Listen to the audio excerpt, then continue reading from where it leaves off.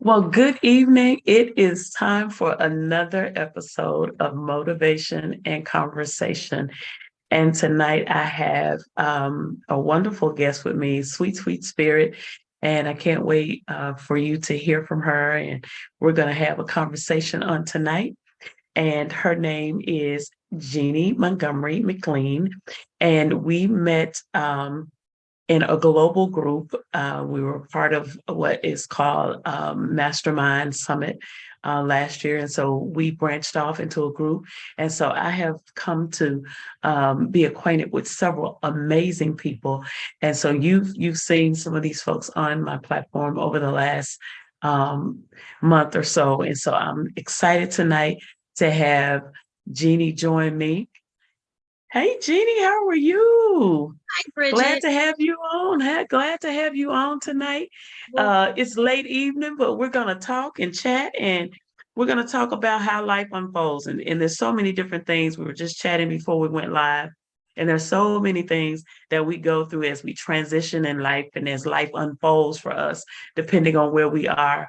And so one of the things we were talking about, of course, was, children and marriage and divorce and the whole nine. And so those are just a few of the things. But first, before we jump into it and I start asking questions of you, talk to us a little bit and tell us a little bit about who you are and what you do. Bridget, thank you so much for having me. It is such an honor and a privilege. I Yes, just feel incredibly blessed. I really do.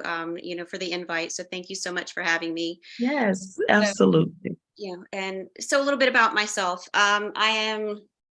Uh, I'm a mom first and foremost. I'm Yeah. a registered nurse. I do home health nursing. I we live in North Carolina, and currently I guess you could say that I'm a single parent based on circumstances and so on and so forth. And and I'm just kind of life has been unfolding quite a bit, as as the title of this particular conversation is. Life has unfolded quite a bit in the last 2 years, and Yeah. it's it looks completely different than what it did 2 years ago. Completely Sure. different. So Sure, sure. Well, Jeannie, with that being said, I think, we've all experienced some level of shift in our lives, especially over the last 36 months. And, we're all trying to figure out where we fit, how things need to be flowing, get our bearings, establish our rhythm for living and our rhythm for life, right? And so, that's being healthy emotionally, foremost, because there's so many people that are not okay from an emotional perspective. And then spiritually, our hearts got to be right and our hearts have to be in the right place so that we can manage some of the things that life throws us. Because at the end of the day, life is not a straight line, right? So we're going to always get tossed a curveball here and there. And so we have to figure out how we're going to handle it. So, one of the things you talk about is being a mom, being a single mom, and you were referencing early on about having a high school student who's just graduated high school. Talk to us a little bit about that because I know that poses a transition. That poses a transition, and it definitely causes some shifts in life and in the home and everything that's happening. absolutely, absolutely. So I'm a proud mom of, a 17-year-old high school graduate. He will be turning 18 on Friday, as a matter of fact. Wow! Well, happy And early birthday to him. he's excited.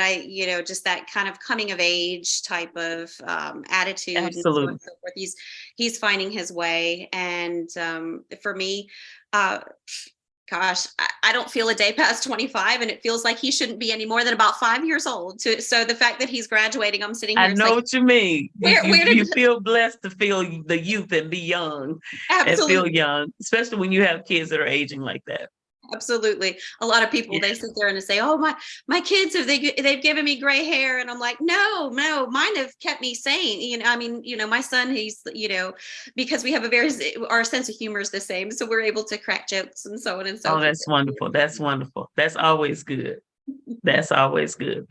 So with that transition, we got college, we got going to work. What does that look like? How has that made a difference with you and what you're doing? And how are you looking at life at this point? Because, it's one thing to have two or three children, and then you work your way to being an empty nester. When we have one, when they graduate and they out, that's it. It's like, okay, now what do I do? Well, it's interesting you said that because when he was younger, so nursing is actually my second career. My first Okay. career was in telecommunications, and Okay. so and so before I had him, and early on, I was in telecommunications, and and as he started to get a little bit older, he just started like elementary school. I sat there and I sat there and I said, well, there's going to be a time where he's really not going to need me as much as he does right now. Sure, And sure. I didn't know that I wanted to necessarily go ahead and transition back into telecom and so on and so forth. Hmm. So I just really felt a really strong pull into nursing. But here's the story with this: never thought that I could be a nurse. Never ever thought Wow. that I could be a nurse. Never even considered being a nurse, really. Wow. The story with that goes that my sister was out of town, asked me to take my niece to the local school to check into their nursing program, and I did. And when I did, it just something really resonated with it within me. Okay, Hmm. and I was like, well, can I get some information too? So I got some information, and it wasn't a registered nurse or an RN program. It was for LPN, which is just a little bit, the criteria is a Hmm. little bit different. Program's not Hmm. as long. And Right. so I was looking into that, and I just kind of took it home, and I'm like, I can't do this. I put it aside because the reality is when I was a kid and a young adult, I had bad experiences with doctors, nurses, and I would pass out cold at the sight of blood. Oh my goodness. I mean, pass out cold. And so, so that's why I thought, no, I could never be a nurse. But Hmm. it was probably about 4 months after that. Then what happened was I sat there and said, okay, felt that draw again. And Hmm. like, you know what, I'm just going to bite the bullet. I was really praying about it as we talked before. I have a very strong faith. I grew up in the church. My mom was very instrumental in establishing my faith because I Yes. always remember her face in her Bible and seeing her on her hands and knees kneeling next to her bed pray in prayer. Yes. And so that was like that was just my foundation, and that's what I Hmm. knew. And so I remember praying about it, and I said, okay, Lord, I said, my weakness here, but if this is where you're calling me, you're going to have to get me through it.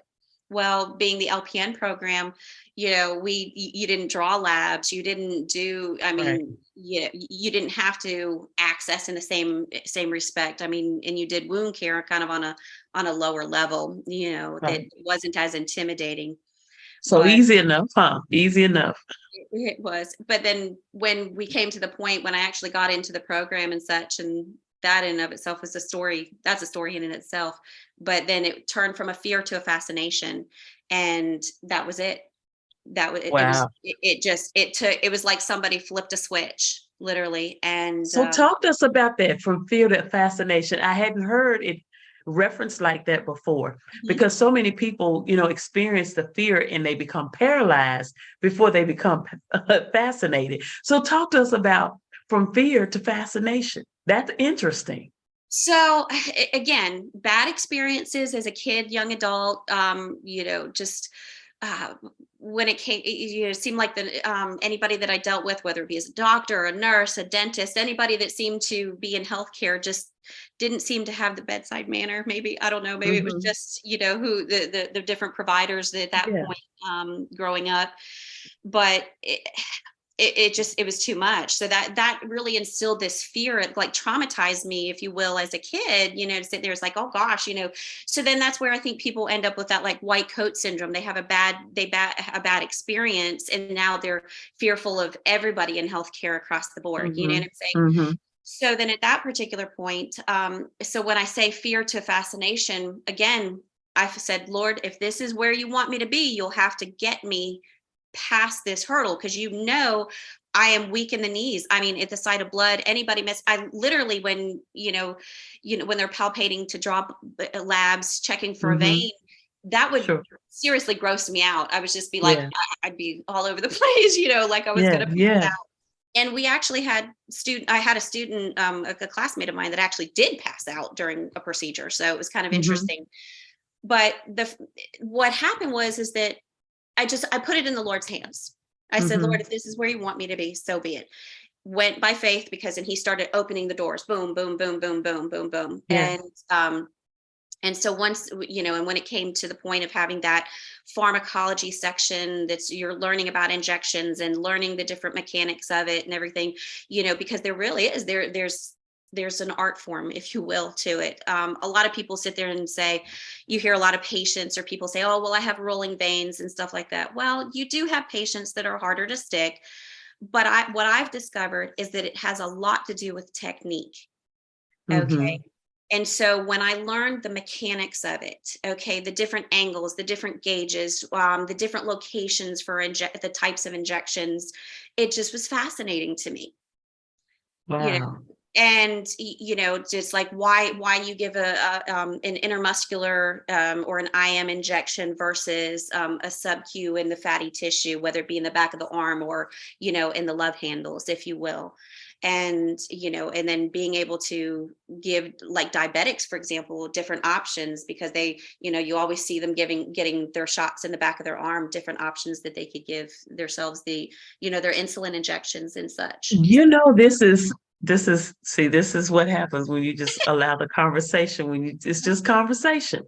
Now, my mother was a diabetic Mhm, and my sister was a diabetic. mhm. And I used to watch my mom. So my mom, would do injections. Sometimes it would be in her belly. I mean, it was just different, and so I was just like freaked out initially, right? But then later in life, I ended up having to do injections. So I do B12 injections. So it's interesting that you have these different, to your point, because I was like freaking out. I was like, they were like, you're gonna have to take these injections for the rest of your life. And I'm like, oh my God, I'm not gonna be able to do this. And it was like, well, you can't be discharged till you give yourself a shot. I was like, Oh no. LG, I bet. this is not good.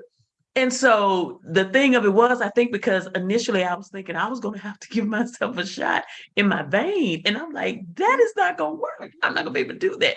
So when they showed me, no, you can do it in your leg and, the muscle, the fatty part. And so I was like, this is interesting because there are certain places that you inject for different things and everything is not injected the same way. Right.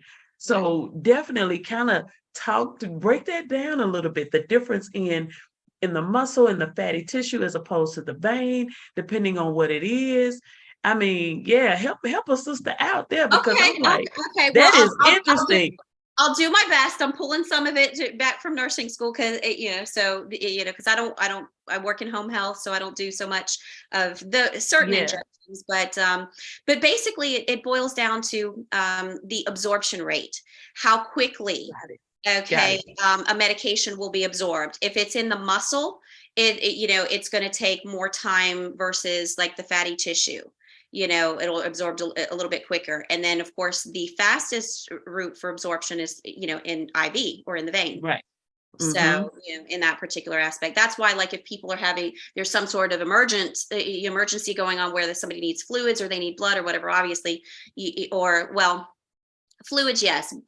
Blood, yes, that kind of goes without saying. But sometimes there's medications that are necessary that need to be absorbed very quickly. Like, say, as it comes to, say, the heart. The heart is Mm-hmm. probably the most affected in that, or the one that usually seems to be, or the area that seems to need some rapid response, if you will, because it's a major organ. Mm-hmm. Mm-hmm. Yeah. So, so it's obvious. So it's going to be absorbed a lot faster. Even pain medications, if anybody's ever been in the hospital and they're in pain. So whether it be safe from surgery, for example, obviously if Mm-hmm. they're going to they are having IV fluids, any patient that's in the hospital is going to have an IV placed. So Yeah. they do have the ability to go ahead and have, IV medications.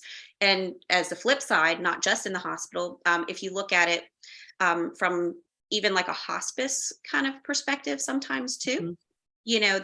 there's different a lot of people have a very bad, um they have the wrong idea when it comes to like hospice and hospice patients. They Mhm. think, well, that oh, they're just a patient's going there to die. They just kind of they over medicate them to go ahead and force them into, kind of a premature death. No, that's not the case. Mhm. It's to make them comfortable. I know this from work because I do home care and hospice. I also know this from Mhm. personal experience from my father 20 years ago, and my mom, just little less than 2 years ago, being in Sure. hospice. It's created to allow, I guess the best way to describe it is a respectable, peaceful, and comfortable passing from this life to another. Yeah. Yeah. People, and if you know how the body will naturally shut down when, Mhm. like, during a terminal illness, it's we're not hastening the process. The body Yeah. naturally does it. That is just, when the Bible says that we are fearfully and wonderfully made, I am just completely fascinated. The more I learn about the body and how it functions and how it regenerates and how it responds and how it just has these, just subtleties, from a moment to moment basis to keep, the body in balance or homeostasis. It's absolutely incredible. I don't know how anybody can deny a creator just based on that alone.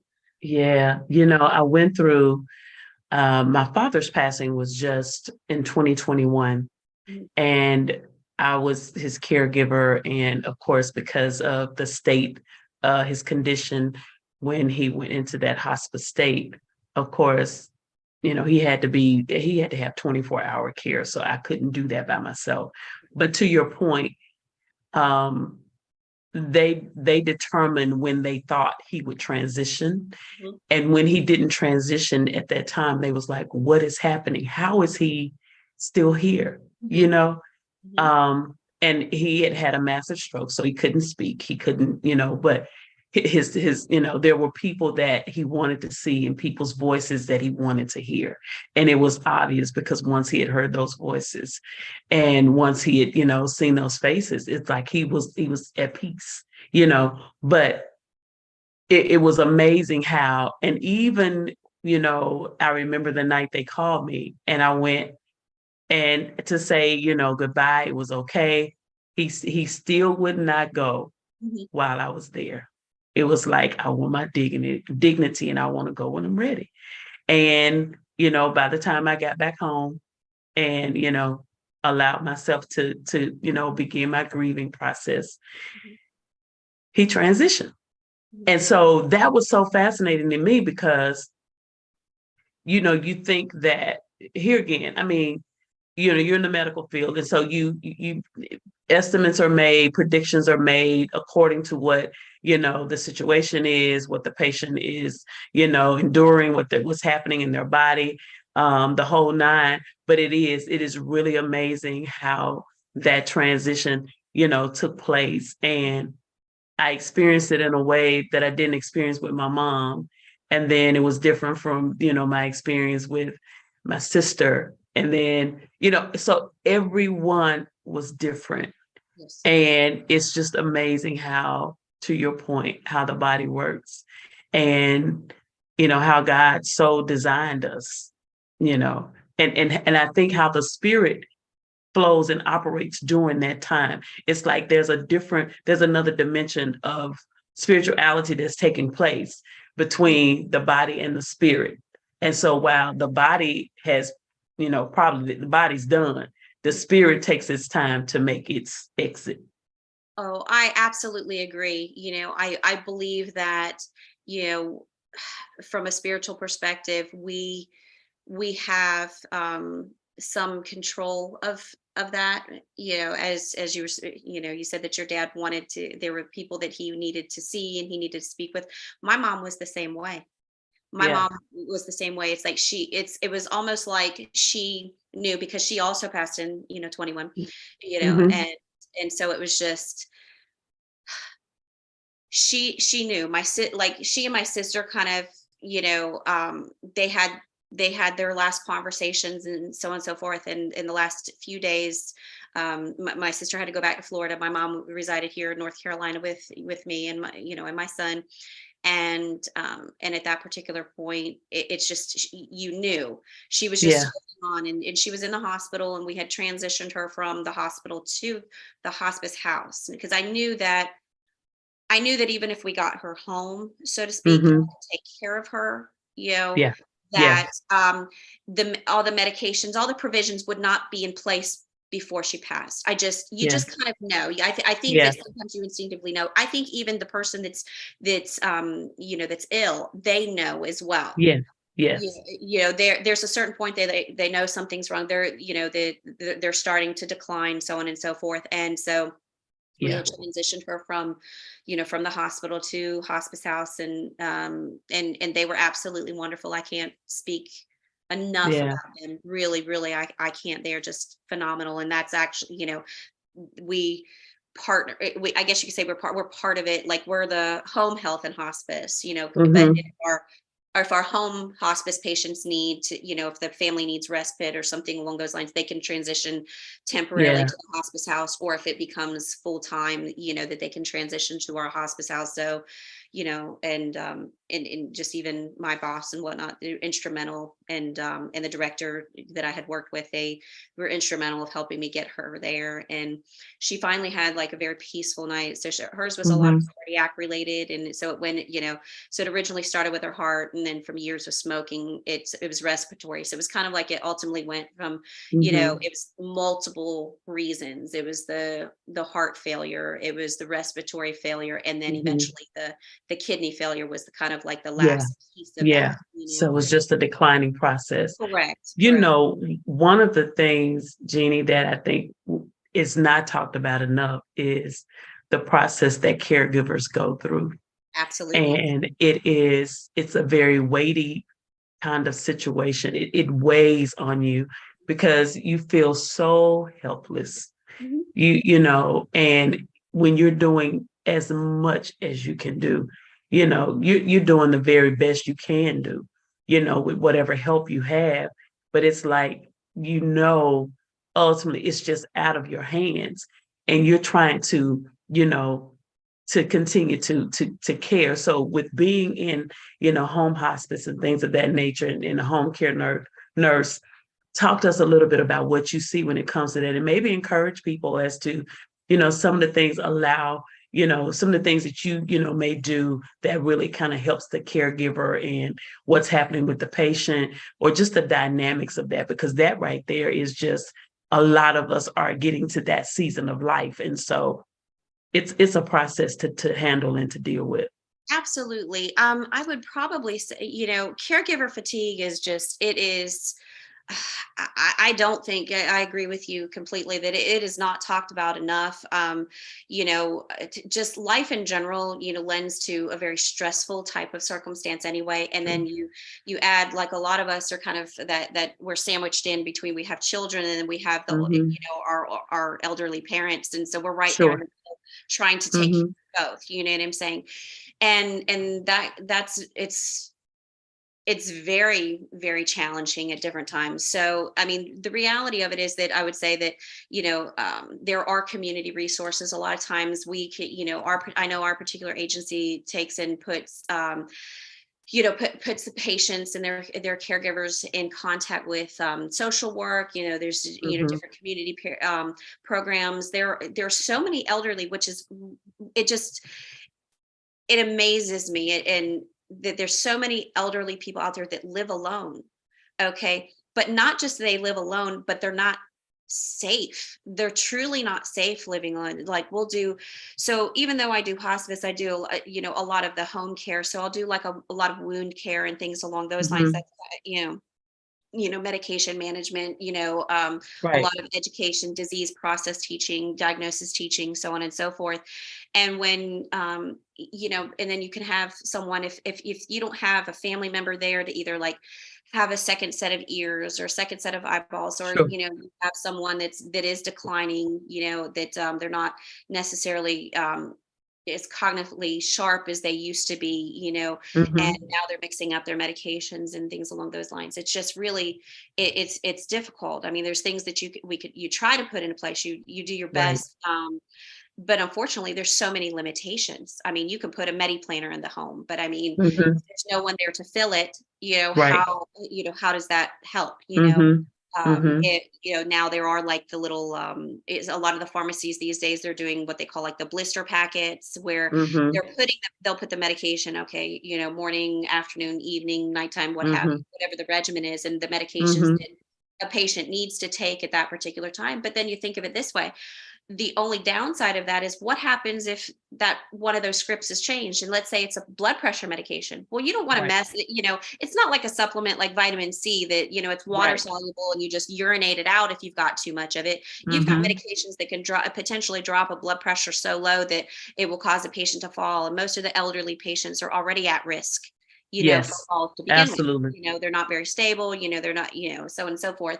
Some of them are frail, and just Sure. being having less body weight, body fat, their blood pressures can be low to begin with. But Right. I use that one as the example, because the blood pressure, because that's huge. That's huge, and that can affect somebody's ability. It can make you feel dizzy. It can, especially if you jump up too quickly, or if you transition positions. I always do my best to educate the patients to, okay, transition slowly. Make sure you've got your bearings. When you're laying down, sit up, and then make sure Right. you have your bearings Right. before you transition again. Then from sitting to standing, make sure you have your bearings before you begin to walk. And especially if you have a walker or cane, make sure it's there within reach. But Sure. I'll even see, patients that they'll take and they're using their own furniture in their home to just To navigate. try to move around. Yeah. Yeah. It sounds like, Jenny, that this is really a passion of yours. And you're definitely in the area you're supposed to be in. And oftentimes, you know, life just leads us where we're supposed to be according to the purpose and plan God has for our life. So what would you say is what's the next thing for you?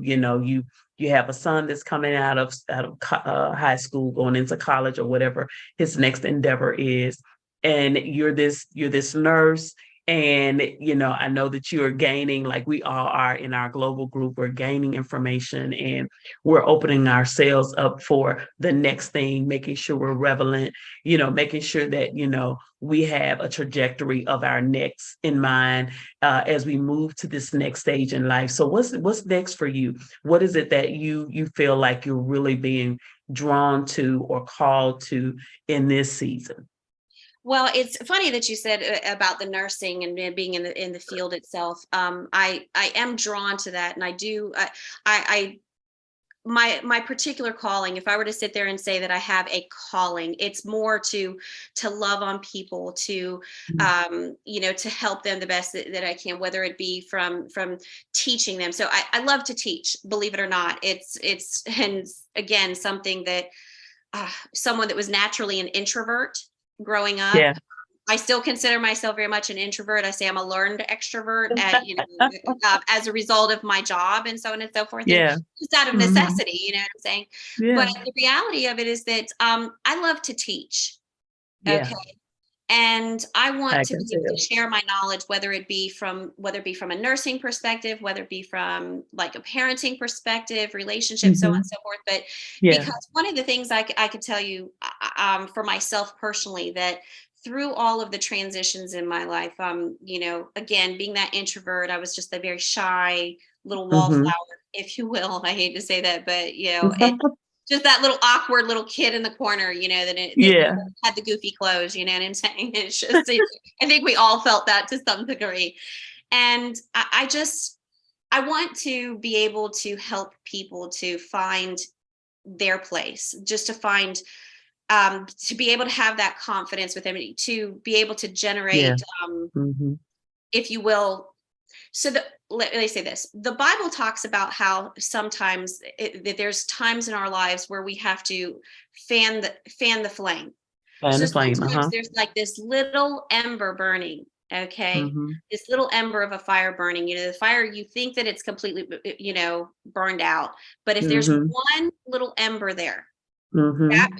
all it takes is moving it around, applying some oxygen, so on and so forth, and it can be set Ignite. ablaze again. Yeah. Yeah. So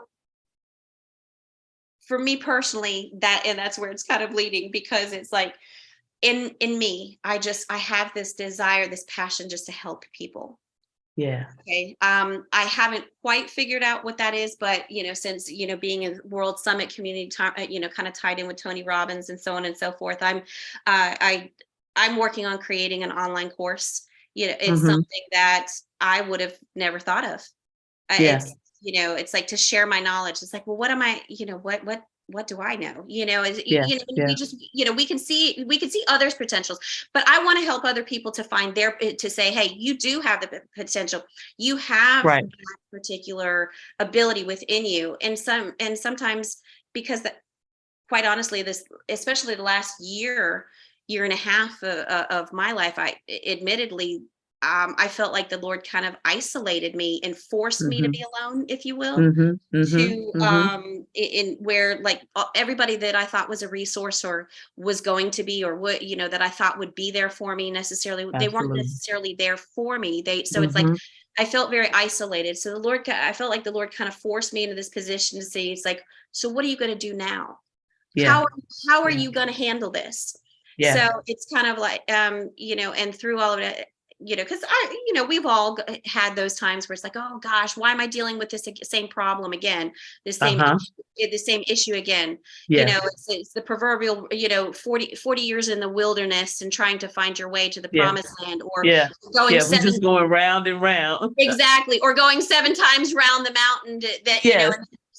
so as of last year, I guess you could say that I went my 6th time around the mountain, and this year I have been shouting, and blowing the trumpets, Bridget, to bring those walls down, Bring because the walls down. bring the They walls down. gotta come down. They gotta come down.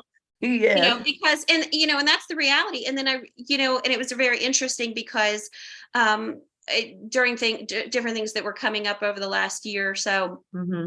um I'm like, Lord, why do I keep dealing with this? I don't want to keep making the same mistake. So I'd ask for Hmm. wisdom, and for him to show me where I've been wrong, or if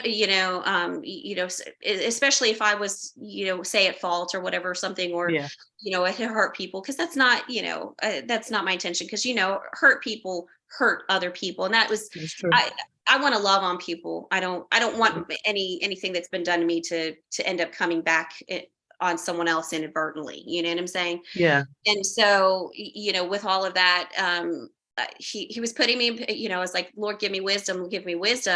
And he'd be putting me in these situations where I had to make tough decisions. So I'm like, Lord, why these tough decisions? He goes, Yeah. because if you want to be in a position of leadership, you're going to have to make the tough decisions. Gotta make decisions. Yeah. You've got to be able to make He decisions. can do that like nobody else. Oh gosh. God can Yeah. he Yeah. can sandwich us into situations, and then it's like he'll come sit down in the situation with us, but at the end of the day, it's like, I'm not going to supersede your will. Mhm. What are you gonna do? You know? Exactly. So I put things around you, I put people in your life, I provided resources. It's on you.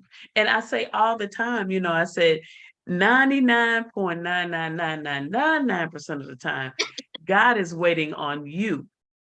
He's waiting on you. You're not waiting on God. God's waiting on you to make a move, to make a decision, to do Mhm. what it is, and it's like, well, I wonder what the Lord wants me. He wants you to do what you're supposed to do. And so a lot of times, we're buying ourselves time, right? So we're Mhm. buying ourselves time because we're trying to bargain with God, and we're trying to, do this thing and putting it on him. No, you making a decision. I didn't take your will from you. I didn't take your will from you. I will never supersede your will. So we have a will for a reason. God gives us choices, but we'll try to put it on him. And if God, I'm waiting on you to, no, you ain't waiting on me. So it's Like, one of those things that we do that teeter tottering to buy ourselves time. But you're so right, but God, he'll put us in a situation and force us to learn how to make a decision. mhm.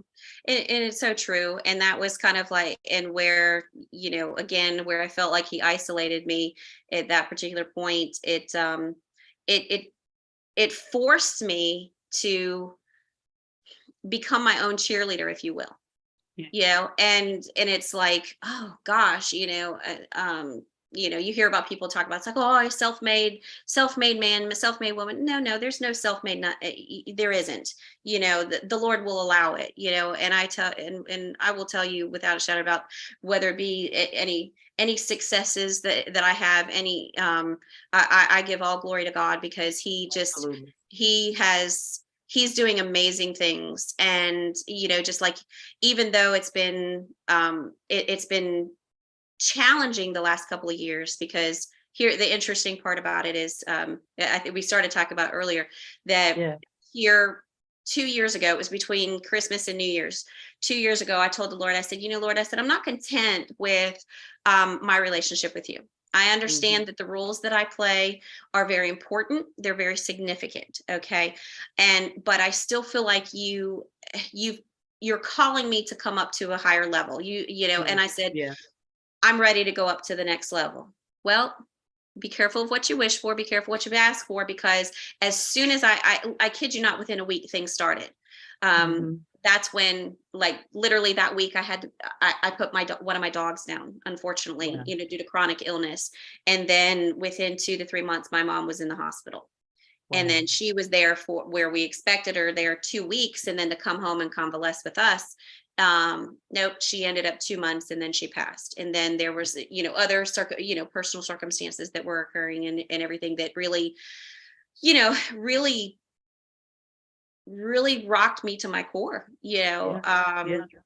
and but the and as I was praying, as I continue to pray about it, and as I was praying about it, the Lord says, he'd be quiet and just let me fight through things. And, but the reality of it is that if it wasn't for those struggles, Hmm. I wouldn't have gained the strength that I need to be here Yeah. today to make Absolutely. some of the harder choices that Absolutely. I have, that weren't easy. Absolutely. They were not easy. And, and it's like, gosh, couldn't have there been another way? I mean, to this day, I'll question different things, but at the same time, I have to sit there and say, Lord, I don't understand. I don't understand Hmm. why this had to happen. I mean, other than Hmm. growth, you know what I'm saying? Yeah. But I don't understand why you couldn't have done it a different way. Hmm. But whatever the Yeah. reason, whatever your reason is, I trust you. Hmm. I Yeah. Yeah. trust you. And And that's that's a hard place to be, and when you have to trust God through those most difficult times that you clearly don't understand, because when I tell you, just like you are sharing, with your mom, I didn't even have quite 2 months. It was like my dad contracted COVID the end of the year, like right after Christmas, and I think he may have had it before then. Um, and so he went about a week. So it was just before I think it was December 30th. mhm, He went into the hospital, but it may have been a few days before that. Anyway, January 4th, he had a massive stroke, never returned. And then by February, before the end of February, he was gone. So it wasn't even a good 2 months. And in situations like that, you're trying to figure out what's happening, what just happened, why did it happen. And so all of these emotions are going on, and you're trying to function, you're trying to make decisions, you're trying to figure out you, and then you're trying to figure out what's happening with your life, and why things are to the point we're talking about tonight. Why are they unfolding the way they're unfolding? Well, at the end of the day, God had a plan for you, God had a plan for me, and there was something he wanted out of me, something he wanted out of you. And once we got past those particular situations, it was like, well, they get past that, I know they can handle this. mhm. We don't know that at the time. It's So it's like, so true, so oh, that true. is not the deal. That is not what I need right now. Because I'm like you. I was totally it wiped me totally. It swept me off my feet. I had not, and I think, and I had gone through grief before, but this was just different. It was Yes, different.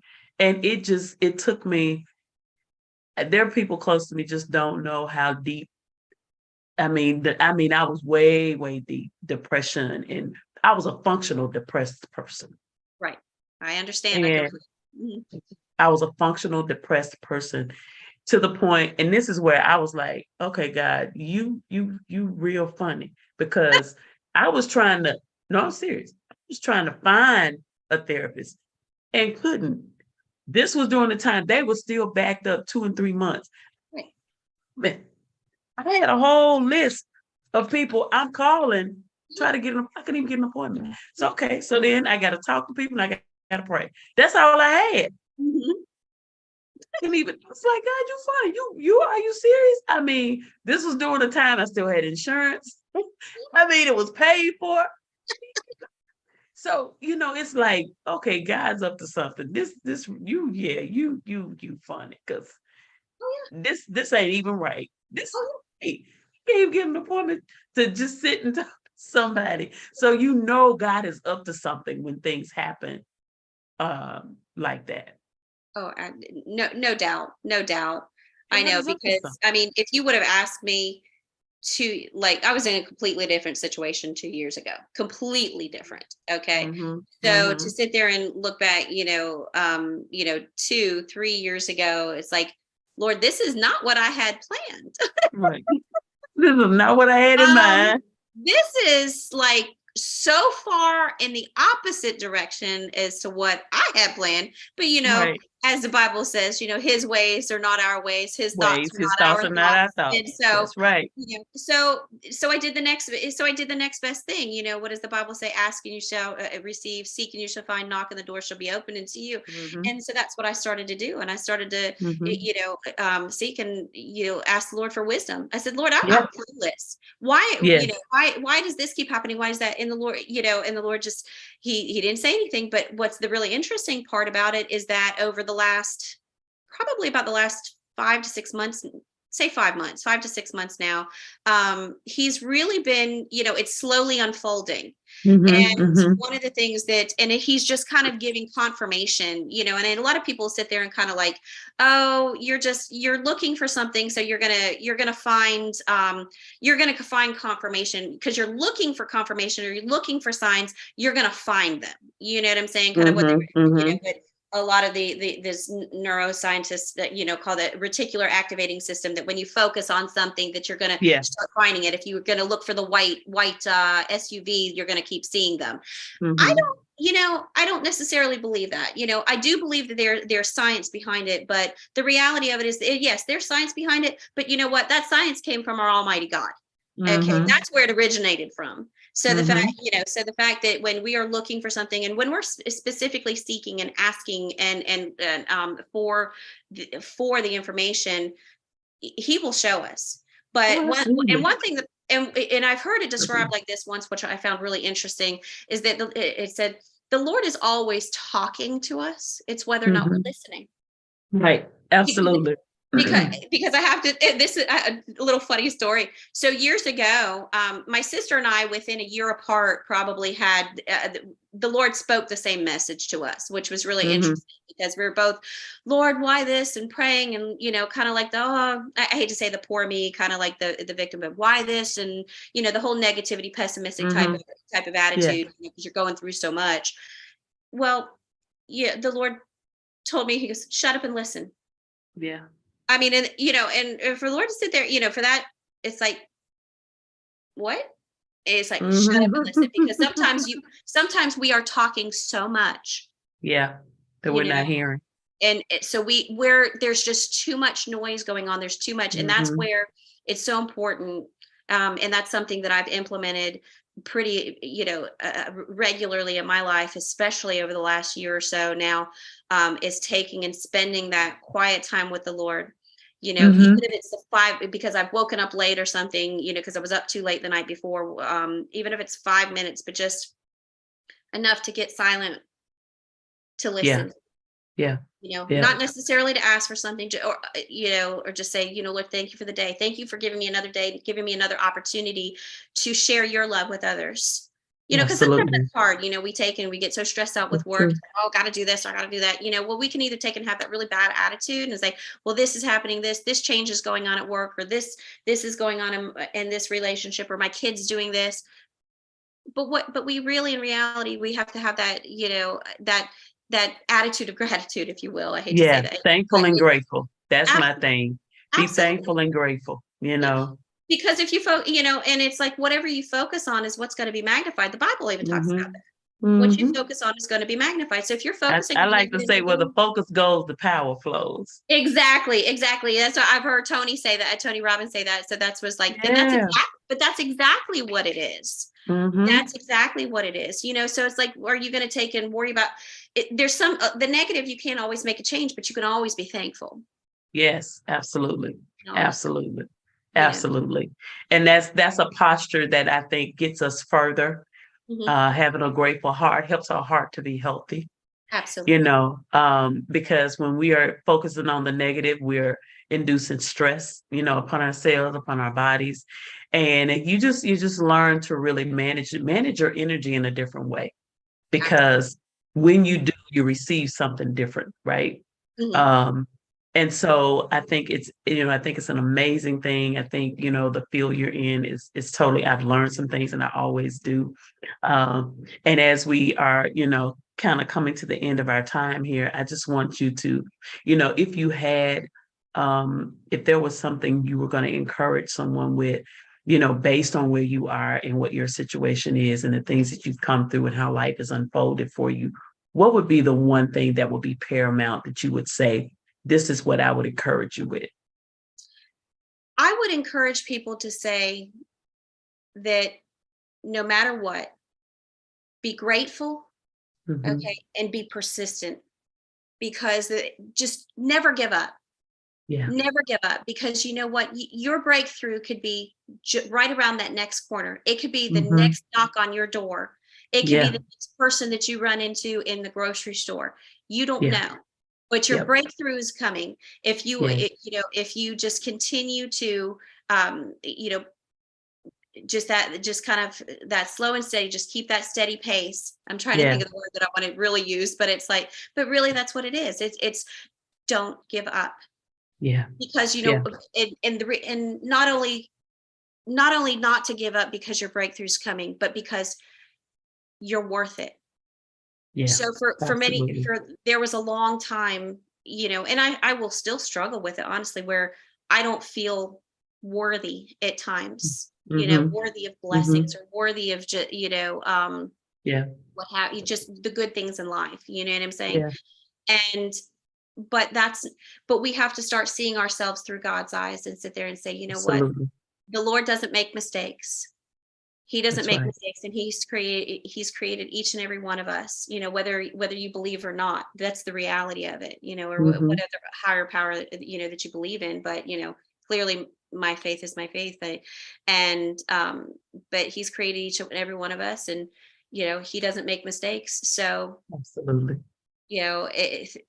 we are valuable. We are a unique Yeah. treasure. So if we are giving up prematurely, Yeah. we're essentially sitting there saying to the Lord, well, your handiwork is not quality. I know better. Oh, that's good. Yeah. Yeah. Yeah. And And it's it's so important to have that self-worth and absolutely know that you are fearfully and wonderfully made, and that God uniquely designed each of us. And I say to people all the time, I don't care where you go, what you do, I don't care how many lookalikes people you say look like me. There's only one Bridget Moody. There will never be another. When he made me, he broke the mold. And you have to walk in that confidence and that assurance of knowing that you are God's handiwork, and He purposed and designed you for a reason.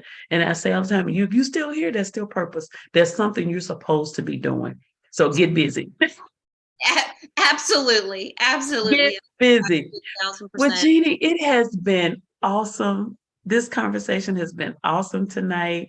I am so grateful and so thankful that you came on to just share how life is unfolding and some of the things that you've experienced, and to encourage, those that are watching and those that will watch.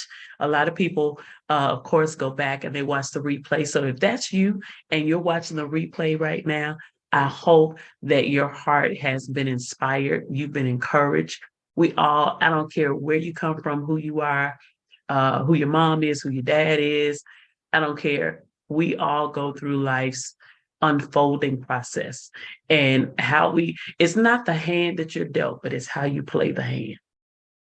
And so we really have to take the opportunity to consult God, to be prayerful, and to be intentional about how we play that hand, and play that hand with the love of God. Play that hand, making sure that you are doing what it is that God would have you to do, and that you're spreading hit the good news of who He is in the earth, and that you're being a blessing to somebody else's life. All Absolutely. right. Yes, Absolutely. indeed. Thank you Well, so thank you very much. so much. It's been Yes, such a pleasure and a blessing for me too. Thank you so much, absolutely. for having me on your show. I appreciate it. And, I look forward, to maybe another one in the future. Yes, we will do it again. We will do it again. Now, what part of North Carolina are you in?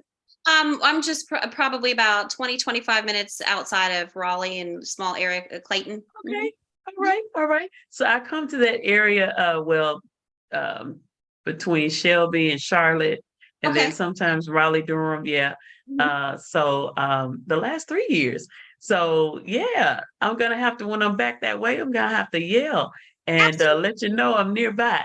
Absolutely. Absolutely. I would love it. I would love it. Wonderful, wonderful, wonderful. Well, listen, until the next time, we will see you again on Tuesday, Motivation and Conversation, right back here next week, same time.